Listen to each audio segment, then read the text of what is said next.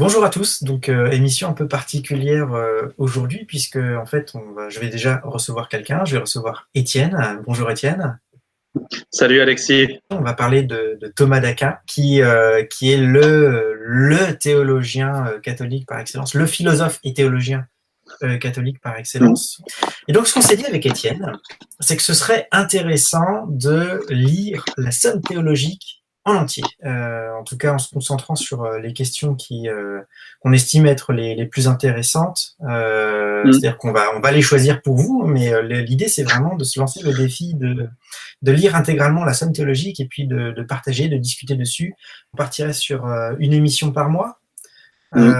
Et donc, on ferait une question à chaque fois ou plusieurs, hein, selon s'il y a des questions qui sont vraiment Mm. à ce point liées qu'elles doivent être traitées ensemble, ben, on n'hésitera pas. En tout cas, on partirait plutôt sur l'idée d'une émission par mois. Et donc, ce mois-ci, le grand thème, c'est la doctrine sacrée, où on va l'interpréter comme étant probablement la notion de théologie.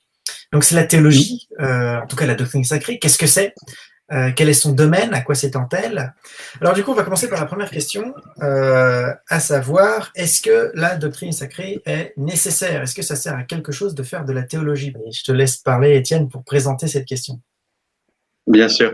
Alors, il faut savoir que s'inscrit cette fois dans un contexte vraiment, historiquement très défini. Au temps de Thomas d'Aquin, donc il était professeur à l'université de Paris, et à l'époque, la grande philosophie à la mode, c'était celle d'Averroès, la version chrétienne de la philosophie d'Averroès. Et il avait une certaine vision de la philosophie qui était que finalement, elle pouvait parler de tous les sujets, et même les sujets comme la Trinité ou l'incarnation pouvaient être faits en dehors du champ chrétien, qu'il n'y avait pas besoin de l'appliquer expressément comme chrétien. La philosophie chrétienne, il y avait, je ne sais pas si on peut dire qu'il n'y avait pas de sujet, mais il s'agissait surtout de dire que c'était pas la peine de faire une théologie par-dessus. La philosophie traitait déjà de ces questions-là. Donc l'utilité, finalement, à quoi ça sert, il se la posait pas à l'époque. C'était surtout, est-ce que j'ai vraiment besoin de faire une discipline à part? Du coup, pour dire le texte, que dit Thomas d'Aquin là-dessus? La première distinction qui est faite entre philosophie et théologie, c'est une distinction de méthode. La philosophie utilise les règles de la raison, la théologie, elle part de la révélation. Donc ça, c'est une première méthode. Ensuite, il dit il y a aussi une différence de substrat quelque part. Il prend l'exemple pour calculer le diamètre de la Terre. On peut le calculer comme un physicien, c'est-à-dire que vous mettez au point un satellite et un instrument pour mesurer, puis vous mesurez comme ça le diamètre de la Terre. Ça, c'est une méthode de physicien. Ou alors, vous avez une méthode d'astronome, on va dire, c'est-à-dire la vieille méthode. Ah, je me souviens plus comment il s'appelle, cet astronome grec. Empédocle, je crois. Oui, c'est ça. Qui avait, je sais pas si vous l'avez fait en quatrième, cet exercice, avec l'inclinaison d'une certaine ombre, il avait été capable de calculer le diamètre de la Terre juste en regardant en Égypte, en calculant à partir d'angles et de droites, etc. Donc une méthode plus géométrique, plus mathématique. Deux méthodes, un même objet d'étude. Et il dit pour la philosophie et la théologie, c'est un peu la même chose. C'est pas parce que le philosophe obtient les mêmes conclusions que c'est la même discipline. Donc voilà une deuxième chose où il dit voilà c'est distinct et c'est surtout ça qu'il essaye de dire au début. Voilà pour l'essentiel de la question. Oui, c'est-à-dire que, en fait, pour résumer, hein, il y a la philosophie et la théologie peuvent parler du même objet, à savoir Dieu, sauf qu'elles utilisent des Voilà. méthodes différentes. L'une, la raison ou la lumière naturelle, et l'autre, Mm. la révélation ou la lumière révélée. Ouais. Et donc ça fait Voilà. deux disciplines qui parlent du même objet, mais qui sont formellement distinctes. Formellement distincte, voilà. Et donc du coup, Étienne, si la philosophie et la théologie parlent toutes les deux de Dieu, à quoi ça sert de faire la théo? Il y a quand même besoin de théologie parce que la philosophie n'est pas à la portée de tout le monde. Il faut quand même un certain entraînement, une certaine formation académique. Et le truc, c'est que ce qui est en jeu, c'est pas simplement un jeu d'informations qui flotte en l'air, c'est la vie éternelle. Voilà, donc si on veut que la vie éternelle soit disponible à tous, il va falloir prendre quelques raccourcis, d'où la théologie ou en tout cas la révélation. Et puis deuxièmement, ah oui, il y a aussi le fait que certaines informations pour Thomas d'Aquin ne sont pas tout simplement pas accessibles à la raison humaine. Ce qui dépasse la raison humaine pour lui, c'est pas étudiable par la philosophie. Et pour ça, il y a besoin d'une révélation plus spéciale qui dise, oh, au fait, Dieu est trinitaire, Dieu peut s'incarner, quelque chose que par la raison on n'aurait pas pu voir venir quelque part. Moi, c'est un point sur lequel je ne suis pas d'accord avec la réponse de Thomas d'Aquin. Notamment, là il explique pas clairement où se situe la frontière entre ce que la raison naturelle peut connaître et ce pourquoi on a besoin d'une révélation. Mais dans le traité sur la Trinité, son argument tend à expliquer qu'il y a une frontière qui est factuelle. Et il suffit de se poser la question, est-ce que les philosophes antiques, avant la révélation chrétienne, ont connu telle ou telle chose? S'ils ne l'ont pas connu, eh bien ça veut dire que ça n'appartient pas à la raison naturelle, c'est quelque chose qui vient de la révélation. Moi, personnellement, je suis un peu embêté avec cette délimitation qui est factuelle, parce que justement, elle n'est que factuelle.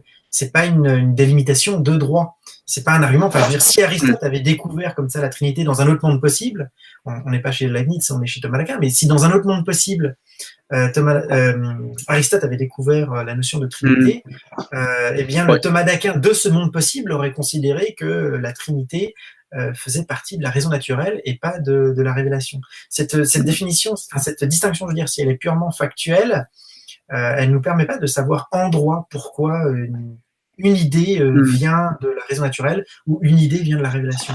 D'autant qu'il existe des auteurs, comme par exemple Richard de Saint-Victor, qui propose une démonstration de la Trinité. Donc il la rattache à un système déductif basé sur des prémices naturelles. Quand on voit le cas de l'incarnation chez Anselme, là encore, on part de prémices naturelles et on arrive à l'idée qu'il y a une nécessité rationnelle du point de vue de la raison naturelle à affirmer l'incarnation. Il y a pas mal d'idées chrétiennes comme ça qui ont pu recevoir des arguments du point de vue de la raison naturelle. Et donc, de ce point de vue-là, je trouve que l'argument de Thomas d'Aquin, il est très, très léger. C'est uniquement une distinction factuelle. Et j'avoue que moi, pour ma part, je ne suis pas convaincu. Et je ne suis pas convaincu aussi sur cette idée que ce sont des choses qui dépassent l'intelligence, et notamment la béatitude, la destinée éternelle. Je ne vois pas pourquoi cette destinée éternelle de l'homme dépasserait l'intelligence, puisqu'on la retrouve chez n'importe quel déiste, et on la retrouvait même déjà dans l'Antiquité, chez les philosophes antiques. On a déjà, ne serait-ce que de Platon, qui parle de ce qui va venir après la mort. Alors même si bien sûr il a son idée particulière, hein, Platon est plus dans le trip de la réincarnation, mais néanmoins il y a quand même des idées qui sont possibles à partir de la raison naturelle. Et là encore, je trouve qu'il n'y a pas une distinction en droit qui permet d'affirmer clairement la différence entre les deux. Moi, je reste sur ma faim avec Thomas d'Aquin sur cette question-là. Est-ce que la théologie est nécessaire ou pas? Moi, j'avoue que l'argument du fait que la philosophie est dure et donc elle n'est pas accessible à tout le monde, c'est un bon argument. Mais pour le reste... Mais elle est pratique, malheureusement. Alors, d'une, c'est vrai que ce sont des arguments pratiques, ce qui est bien que ça n'a aucune idée finalement en eux-mêmes sur le principe, d'accord. Il y a peut-être un élément de contexte historique qui permet de comprendre pourquoi Thomas d'Aquin a quelque part coupé plutôt que raccommodé.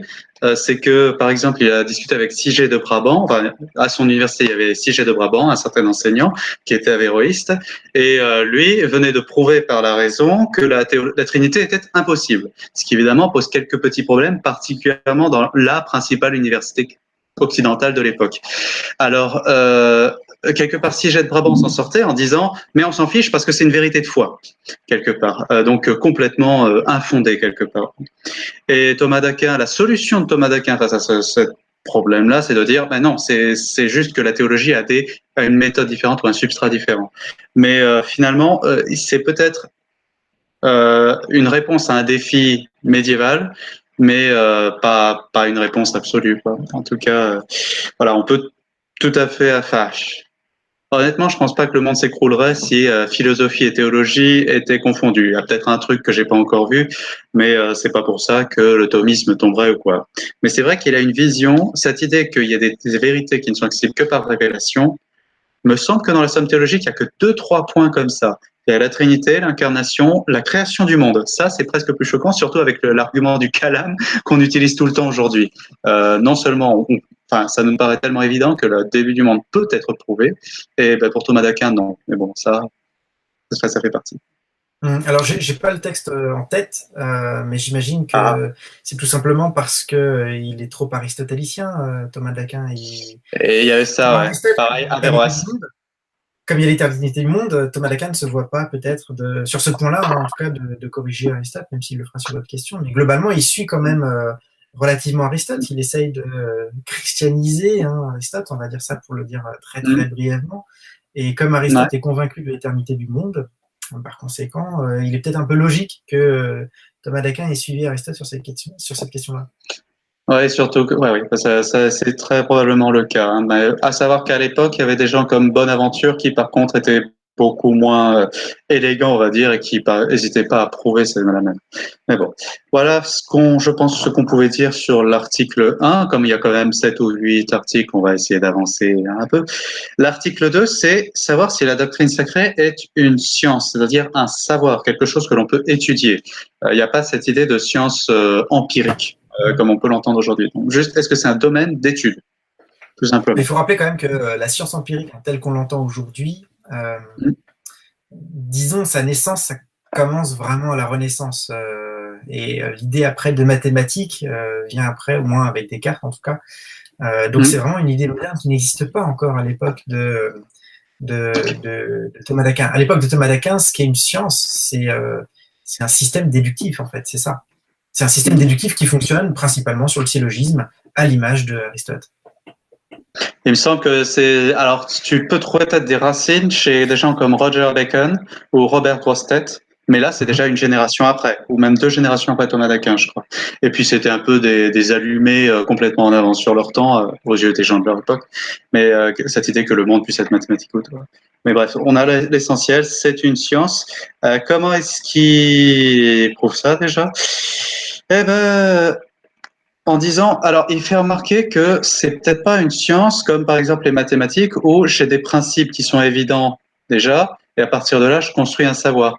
Et il admet par exemple que la théologie, ben, on a besoin par exemple de connaître le grec, les méthodes philosophiques, les méthodes d'interprétation avant de pouvoir faire de la théologie.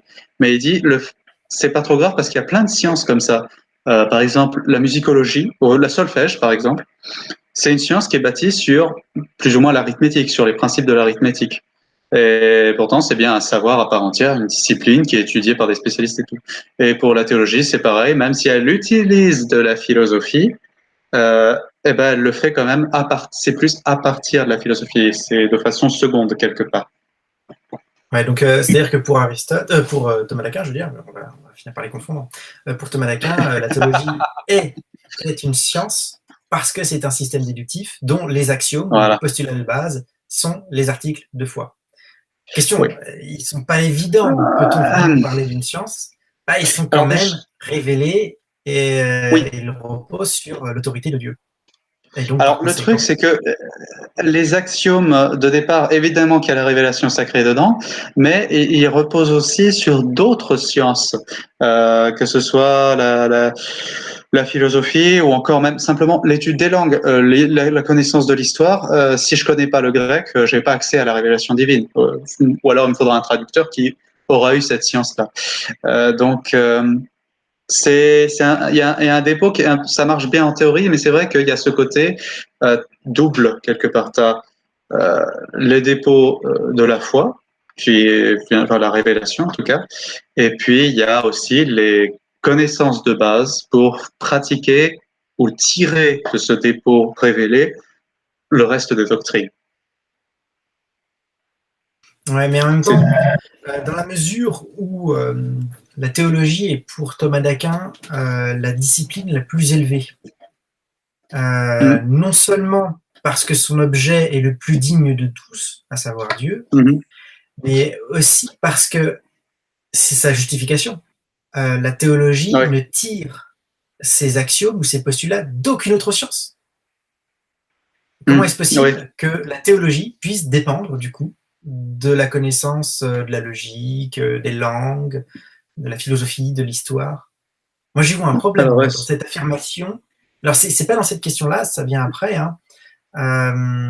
Ça vient dans la question 5, enfin l'article 5 de la question 1, à savoir Ouais. la doctrine sacrée est-elle supérieure aux autres sciences? Et donc, Ouais. justement, la justification de Thomas d'Aquin, c'est oui, elle est supérieure aux autres sciences, non seulement parce qu'elle est la plus digne et parce que son objet est le plus élevé de toute science, que toute science pourrait avoir, à savoir Dieu, mais il y a aussi l'idée que ce qui fait la supériorité de la théologie sur toutes les autres disciplines, c'est qu'elle ne tire elle-même ses principes d'aucune autre science. Oui, Parce que sinon, ce serait une science qui viendrait après. Oui, ça y est, j'ai le passage. Elle est la plus certaine car les autres tirent leur certitude de la lumière naturelle de la raison humaine, qui peut faillir, alors qu'elle tire la sienne de la lumière de la science divine qui ne peut se tromper. Oui, c'est vrai qu'il s'en sert après comme argument pour prouver la supériorité. Après, la question, l'article 2, c'était est-ce qu'elle est... Il faut déjà que je me souvienne de la formulation précise, mais oui, est-ce qu'elle est une science? Ah oui, non, s'il s'agit juste de savoir est-ce que c'est une science, est-ce que c'est un système déductif ou un objet de savoir, parce qu'on en est juste à là pour le moment, j'ai envie de dire, quel que soit ce qu'on dit, c'est un objet de savoir, c'est un objet d'étude de ce côté-là. Donc, voilà, il précise juste de quel genre d'objet d'étude, et pour lui, c'est tiré d'un autre... c'est pas à partir comme l'arithmétique où quelque part en contemplant ses propres pensées on peut réussir à le reconstruire, mais c'est à partir d'autres savoirs que l'on construit cet objet d'étude.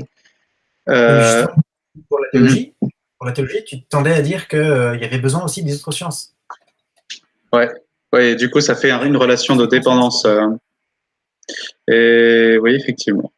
Alors, moi, en lisant la théologie, j'avoue que ça me pose un problème parce que moi, si on me posait la question, j'aurais tendance à dire que donc la théologie est une science, en tout cas au sens où l'entend Thomas d'Aquin, pourquoi pas. oui. Mais dans ce cas, ce serait la dernière des sciences, et ce serait la dernière des sciences non pas parce que ces articles de foi les articles de foi ne seraient pas les prémices. Je dirais ce serait plutôt même les conclusions. C'est-à-dire que la théologie s'appuie sur une enquête philosophique et historique. Philosophique sur qui existe-t-il, quelle est sa nature, etc. Et historique, est-ce que le Christ a existé, qu'est-ce qu'il a dit, etc. Et on arrive à la conclusion des articles de foi. Moi, je le verrais dans ce sens-là. Moi, j'inverserais complètement l'ordre. Ouais, alors je pense que Thomas d'Aquin l'entend dans un sens de dignité, ce qui exclut pas qu'elle soit, alors je sais pas si on peut dire chronologiquement, mais en tout cas logiquement, à la traîne de toutes les autres sciences quelque part, ou à la traîne de certaines d'entre elles. C'est probablement dans ce sens-là qu'il l'entend. D'ailleurs, ça correspond assez bien à l'étude médiévale, à la façon dont il a été lui-même éduqué, où avant même de toucher à la Bible, on lui a appris la musique, les mathématiques, la logique, etc. Et ensuite seulement, on lui a permis de toucher à la Bible comme objet d'étude. Donc, je pense que ça l'aurait pas troublé, à mon avis. Donc, il y a cette idée de supériorité en dignité. Oui, j'espère bien. Attends, comment ça? Tu veux attendre avant moi? Ah non. Voilà. Il y a juste avant la question 5, l'article 3, il demande si... Alors, l'article 3, 4, honnêtement, c'est des petites finasseries qui ont de sens que dans le système d'Aristote, parce qu'il a Aristote a un certain ensemble de définitions autour des sciences. Par exemple, il dit les sciences multiples, c'est un peu comme les sciences physiques. Finalement, vous avez l'électricité, l'hydraulique, c'est de la physique, et pourtant, ce sont deux choses différentes qui communiquent pas bien entre elles. Et ce qu'il dit, c'est la théologie, c'est une science une, parce que même si je parle d'éthique d'un côté et de théologie trinitaire de l'autre, je parle que de Dieu, en fin de compte. Donc pour lui, un théologien, c'est un théologien. C'est pas un spécialiste de quelque chose. Oui, c'est-à-dire que la théologie a vraiment un objet. Et cet objet, c'est Dieu. Et quand on parle d'autres choses, par exemple des créatures, des anges, etc., ou du salut, ou que sais-je encore, c'est toujours relativement à Dieu. Et donc, c'est bien l'unité de cette science est formée par l'unité de son objet. Voilà, c'est ça, oui. Et du coup, ça veut dire que les disciplines peuvent dialoguer entre elles aussi, ou plus facilement de ce point de vue-là. Après, voilà, on voulait pas trop passer de temps là-dessus parce que c'est pas la question qui nous traverse tous les jours. Hein. L'article 4, par contre, c'est la doctrine sacrée. Est-ce qu'elle est spéculative ou pratique? Ça veut dire, est-ce que c'est juste un savoir pour le savoir ou est-ce que c'est pour faire quelque chose avec? Est-ce que dit Thomas d'Aquin, c'est même si, bon, il y a quand même une grosse partie de la théologie qui est sur la morale, sur comment on doit vivre. Mais même ça, pour lui, c'est vraiment une question c'est au final pour connaître Dieu. Et du coup, pour lui, dans l'ensemble, la théologie, même s'il y a une partie pratique, c'est quand même, entre guillemets, spéculatif, dans le sens où c'est un bien en soi. Savoir, c'est juste bon de le savoir. Donc, la question de l'utilité, j'ai envie de dire, d'une certaine façon, il l'évacue, quoi. Enfin, l'utilité, c'est pas qu'il l'évacue, mais... Le côté pratique est secondaire. Oui, le côté pratique est secondaire. Il existe quand même, il le reconnaît tout à fait en toutes lettres. D'autant que pour Thomas d'Aquin, l'étude de la théologie est nécessaire, on l'avait déjà dit dans l'article 1, il est nécessaire parce que on doit diriger nos intentions vers notre finalité. Et quelle est notre finalité? C'est la théologie qui nous le dit, c'est la béatitude, c'est-à-dire la connaissance de Dieu. Et donc, par conséquent, la théologie a bien une finalité pratique, puisque c'est elle qui nous présente la finalité ultime. Oui, c'est ça, oui. Oui, voilà. Et elle prépare finalement à cette vision-là. Donc, c'est le début de cette vision-là, finalement, de cette vision ultime de Dieu. Voilà. Et puis, du coup, une fois qu'il avait ça, là, on tombe sur est-ce qu'elle est supérieure aux autres sciences. Alors, il y avait l'argument de, effectivement, elle est supérieure. Il disait, il fait un peu la distinction entre spéculatif et pratique. Elle est la plus grande des sciences spéculatives parce que c'est celle qui s'occupe de l'objet le plus élevé, etc. pour les énergies. Mais au niveau pratique, il dit aussi parce que c'est la plus haute des sciences pratiques, pas de ce qu'elle a de pratique, parce que c'est elle qui a le plus noble des motifs, donc le plus noble, donc le plus digne, d'une certaine façon, des motifs. Il ne s'agit pas de gagner la prochaine élection, il s'agit carrément d'avoir la vie éternelle, de voir le bien suprême, grand B, tel que Platon lit pas. Platon avait toute une image autour de ça, les chrétiens l'ont identifié à Dieu, mais il y a cette idée que aussi en tant que savoir fait pour autre chose, la théologie c'est la plus digne des sciences, en tout cas la reine des sciences. Au niveau de la supériorité de la théologie, on en a déjà parlé tout à l'heure, mais j'y reviens. Je me souviens maintenant que Thomas d'Aquin explique que ce caractère antécédent ou cette priorité logique, enfin cette antériorité logique sur les autres disciplines, tient aussi au fait que les autres disciplines ne servent qu'à manifester plus aisément la vérité théologique, mais elle n'en dépend quand même pas. Oui, d'accord. Oui, elle renforce son... On pouvait s'appuyer sur l'étude des langues, sur l'histoire, etc. Donc on se demandait, est-ce que la théologie est bien première ou pas? Mais pour Thomas d'Aquin, tout cela ne sert que seulement à manifester mieux cette vérité première. D'une certaine manière, on pourrait... plus clairement, ouais. On pourrait affirmer que finalement, la vérité des articles de foi, ou en tout cas les articles de foi et les premières déductions, sont antérieures à la logique. Ouais, après, c'est vrai que on va dire dans le monde, dans la philosophie chrétienne contemporaine, moi j'ai souvent vu cette vision-là redéfendue ou remise en avant, même par des gens qui détestaient Thomas d'Aquin, parce que justement, alors ça peut être une pure réaction par rapport aux sciences empiriques. Ouais, mais les sciences empiriques, elles s'occupent que d'atomes et d'électrons, nous on s'occupe de grands trucs. Mais au-delà de l'aspect un peu rageux, et il y a cet aspect quand même que le fait que ça s'occupe de l'objet le plus haut, en tout cas, rencontre un certain écho dans la pensée chrétienne contemporaine. C'est une façon de défendre aujourd'hui l'existence de la théologie comme l'objet de savoir le plus important. Donc ça n'a pas vieilli cette idée-là, en tout cas, ce que je voulais dire. Oui, bien sûr, mais ça, je pense que tout le monde serait d'accord là-dessus. Je dirais que, j'arrête pas de perdre mes écouteurs. Cette question-là, je pense qu'à peu près tout le monde serait d'accord. Enfin, j'imagine très mal quelqu'un, en tout cas, qui aurait une sensibilité théiste, qui affirmerait que la théologie est dernière des sciences en dignité. Je pense que à peu près tout le monde s'accorderait sur la question. La question, c'est plus la dépendance, l'ordre d'arrivée logique par rapport aux autres disciplines. Moi, personnellement, mais c'est mon côté évidentialiste. Mais évidentialiste, c'est-à-dire que pour moi, on doit croire sur la base de preuves et on doit croire à proportion des preuves. Ce avec quoi, bon, à proportion des preuves. Oui, d'accord. Ah oui, donc ça, c'est pas une chose qu'il aurait. Oui, bien sûr. C'est pour ça que j'ai dit, hein, je ne suis plus thomiste. J'ai eu une petite passade pro-thomiste et puis finalement j'en suis revenu. Mais du coup, du point de vue évidentialiste, point de vue qui après serait soutenu par exemple par quelqu'un comme John Locke, d'après ce point de vue, il y a quand même d'abord les sciences qui sont connues les plus évidentes, la logique, les maths, après la philo, quand la philo était encore considérée comme une science important à savoir, l'histoire, etc. Et c'est seulement à la conclusion qu'on arrive à l'idée de finale du christianisme, révélé en Christ, etc. Alors que j'ai l'impression, en relisant là maintenant la Somme théologique de Thomas d'Aquin, je le trouve, enfin j'ai l'impression, peut-être qu'il est présuppositionnaliste, ou en tout cas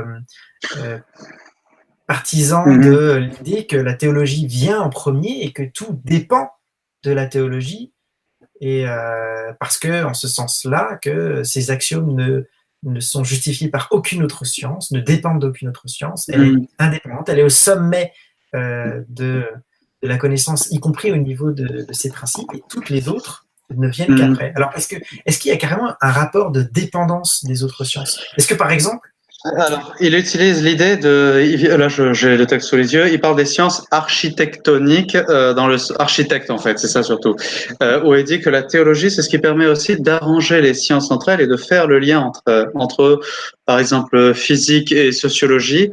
C'est vrai que si on enlève la théologie, ou en tout cas si on enlève une certaine grande image, il devient difficile de faire le lien entre ce que fait le physicien et ce que fait le sociologue et ce que fait le linguiste. Alors que la théologie, quelque part, un peu comme un général de chef d'armée, finalement, il ordonne ses corps et puis il fait avancer tout le savoir, il unifie tout le savoir humain. Et, donc, après cette dépendance-là, j'ai pas l'impression que ça le gêne énormément, ni qu'ils reconnaissent vraiment cette dépendance-là. Ouais, il y a effectivement l'idée que elles ne dépendent pas. Je crois qu'est-ce qu'il dit?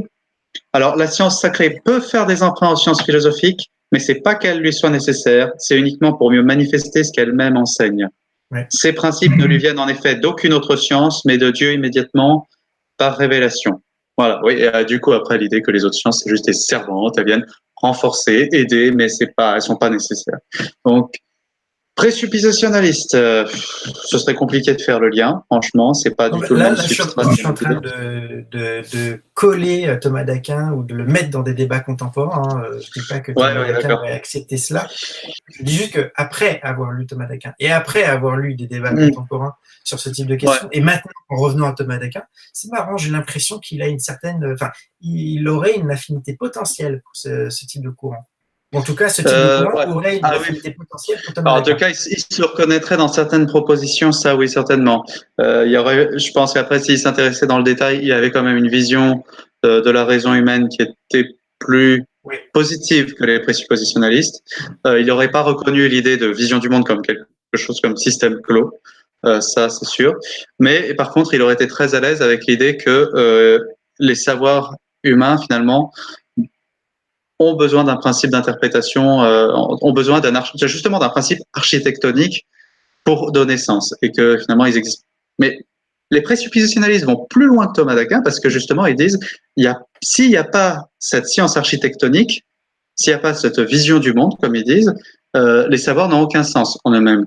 Il faut qu'ils soient arrangés entre eux pour qu'ils aient un sens. Là, ils vont plus loin quelque part, mais il y a effectivement l'idée que il faut un architecte, une vision du monde, quelque chose qui joue le rôle d'un architecte aux différents savoirs. Et si vous prenez différents architectes, vous avez différentes constructions. Ouais, de ce côté-là, effectivement, on peut dire qu'il y a une parenté. Voilà. On passe peut-être à la question 6.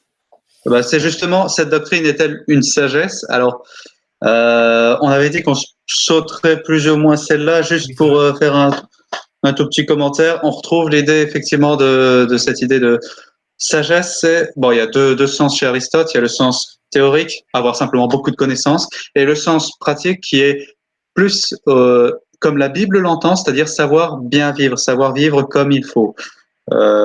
Pour lui, donc, la théologie, c'est les deux à la fois. C'est le truc où il y a quelque part, on combine toutes les sciences entre elles, et en plus, ça nous aide à bien vivre. Donc, c'est même la sagesse suprême. Bon, on pourra peut-être passer à la question 7. Et Dieu est-il le sujet de cette science? Et ça peut être particulièrement pertinent dans le sens où la plupart des livres de théologie que nous lisons, c'est certainement pas la Summa Theologia, ce sera plutôt mon mariage, réussir mon mariage, par exemple, avec quelques versets cités par-ci par-là. Et du coup, si je fais ça, est-ce que je suis toujours dans le champ de la théologie? Pour Thomas d'Aquin, oui, puisqu'en fait, je suis en train d'étudier le mariage sous l'angle de Dieu, du point de vue de Dieu. Alors, la question 8, du coup. Cette doctrine argumente-t-elle? Eh ben justement, avec tout ce qu'on a dit, et c'est vrai que Thomas d'Aquin insiste beaucoup sur le fait que la théologie, elle argumente pas, elle n'interagit pas, elle reçoit son idée de ses savoirs de Dieu, etc. Et il dit quand même que oui, elle argumente, mais pas dans le sens où elle argumente ses propres, enfin, elle argumente la révélation. Elle argumente Elle à ne prouve pas. partir de. Elle ne prouve pas la prouve pas. révélation. Voilà. Voilà. C'est-à-dire Et que là, la les révélation, sont à la maison. la révélation, elle est admise par argument d'autorité. C'est-à-dire, c'est Dieu qui a dit. Alors, est-ce que ça en fait du coup une discipline inférieure parce que l'argument d'autorité, en général, est considéré comme étant le plus faible des arguments, mais Thomas d'Aquin répond, sauf que oui, d'une manière générale, l'argument d'autorité est le plus faible, mais là, pour le coup, comme il s'agit de Dieu et que Dieu est infaillible, eh bien, du coup, c'est l'argument le plus fort. Ta gueule, c'est divin, voilà. En gros, c'est ça, ouais. Ouais, bon. Donc, c'est-à-dire que pour revenir à la question, hein, du coup, la théologie ne va pas argumenter ses propres principes. Les principes sont reçus par révélation. En revanche, elle argumente toutes les déductions qui suivent de ces premiers principes.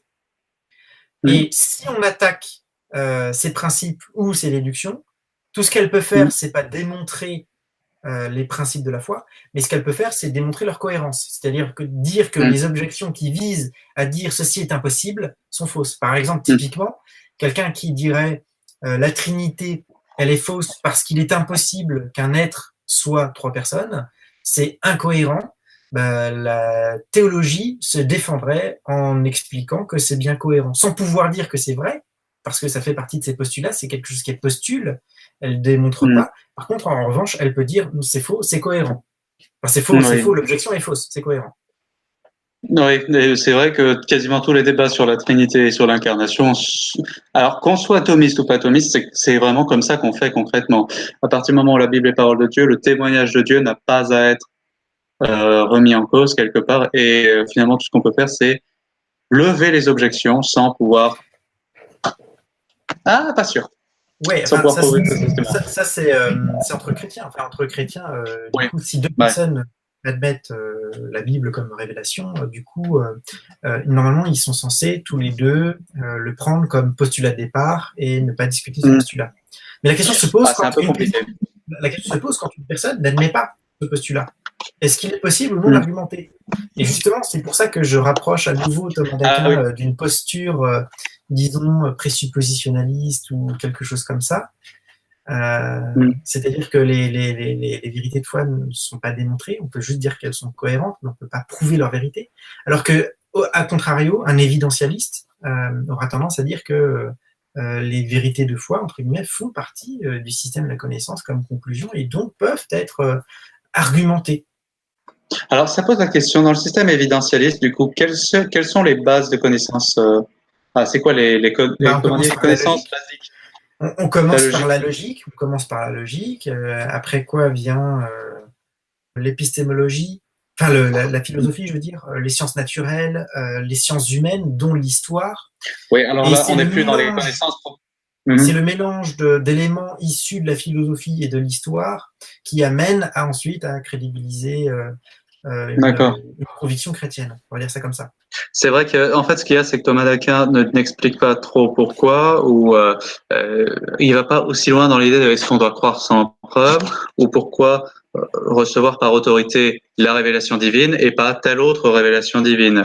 Pour discriminer, c'est vrai que pour discriminer la Bible du Coran, on a souvent affaire, quelle que soit notre croyance d'ailleurs, à une démarche évidentialiste, alors que si j'étais musulman, j'en aurais absolument rien à faire que le Coran soit pas précis, parce que je trouverais toujours une façon de l'expliquer.